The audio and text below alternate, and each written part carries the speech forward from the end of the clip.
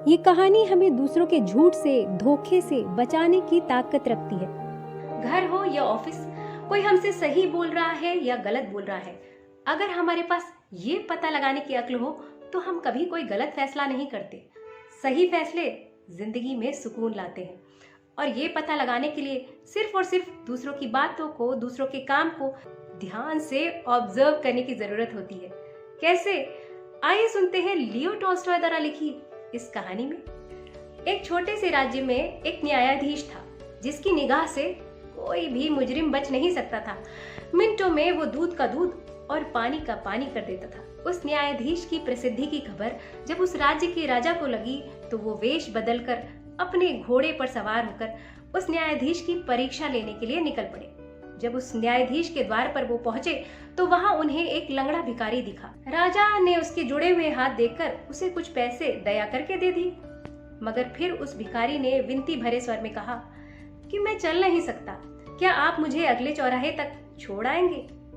राजा ने कहा ठीक है, आ जाओ, बैठ जाओ घोड़े पर। भिखारी बड़े आराम से घोड़े पर बैठ गया।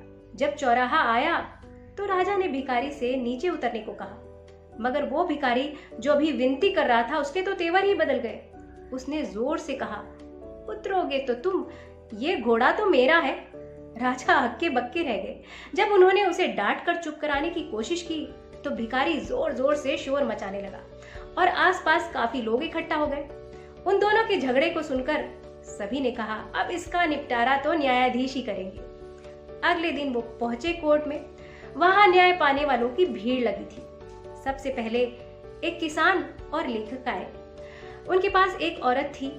दोनों ही किसान और लेखक ये दावा कर रहे थे कि ये उनकी पत्नी है। दोनों की दलीलें न्यायाधीश ने ध्यान से सुनी और कहा, आप इस औरत को आज यहीं छोड़ जाइए और कल आइए।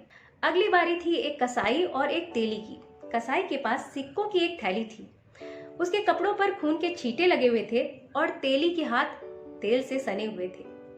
दोनों ने उस सिक्कों की थैली पर अपना दावा प्रस्तुत किया। न्यायाधीश ने दोनों की दलीलें सुनी और कहा, यह सिक्के की थैली आप यहीं छोड़ जाइए और कल आइए। अगली बारी थी भिखारी और राजा की। दोनों की दलीलें सुनने के बाद न्यायाधीश ने कहा, ये घोड़ा आप यहीं छोड़ जाइए और कल आइए। अगले दिन न्यायाधीश के न्याय को सुनने के लिए काफी भीड़ लगी हुई थी। तो सबसे पहले आए लेखक और किसान।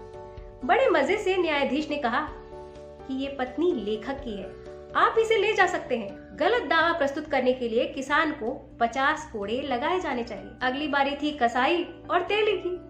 न्यायाधीश ने बड़े आराम से कहा, ये सिक्कों की थैली कसाई की है। गलत दावा प्रस्तुत करने के लिए तेली को 50 कोड़े लगाए जाने चाहिए। अब बारी आई राजा और भिखारी की। ये केस थोड़ा मुश्किल था।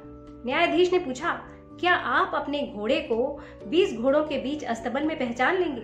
दोनों ने ही ऊंची आवाज में कहा, हाँ बिल्कुल पहचान लेंगे। दोनों को लेके वो अस्तबल में पहुंचे और दोनों ने ही सही सही घोड़े को पहचान लिया। उसके बावजूद न्यायाधीश ने राजा की तरफ इशारा करते हुए कहा, ये घोड़ा आपका है, आप इसे ले जा सकते हैं। और घूर कर उन्होंने उस लंगड़े भिखारी को देखा और कहा कि गलत दावा प्रस्तुत करने के लिए इसे 50 कोड़े लगाए जाने चाहिए। राजा उसके न्याय पर आश्चर्यचकित रह गया। जब वो घर की तरफ जाने लगा न्यायाधीश, तो राजा ने उसका पीछा किया। अपने पीछे राजा को बदले हुए भेष में आते देखकर न्यायाधीश ने पूछा, क्या आप मेरे फैसले से सहमत नहीं है? क्या आपको कोई आपत्ति है? राजा ने उससे जानना चाहा कि आपके इस न्याय का राज क्या है, आपने कैसे ये सब कुछ पता लगाया? तब न्यायाधीश ने बड़े आराम से समझाया कि लेखक और किसान जिस औरत के अपनी पत्नी होने का दावा कर रहे थे, उससे सुबह मैंने दवात से कलम में स्याही भरने के लिए कहा। ये काम उसने इतनी कुशलता से किया कि मुझे लगा कि ये लेखक की ही पत्नी हो सकती है। ऐसा लगा उसे देखकर कि इस काम का उसे अभ्यास है। उसने ना ही उसमें ज्यादा समय लगाया और बड़ी ही सफाई से किया। जिन सिक्कों पर तेली और कसाई अपना दावा प्रस्तुत कर रहे थे, उन्हें रात में सोने से पहले मैंने पानी में डाल दिया था। सुबह उठकर देखा कि पानी के ऊपर जरा भी तेल नहीं तैर रहा था। उस तेली के हाथ तो न्यायालय में भी तेल से सने हुए थे।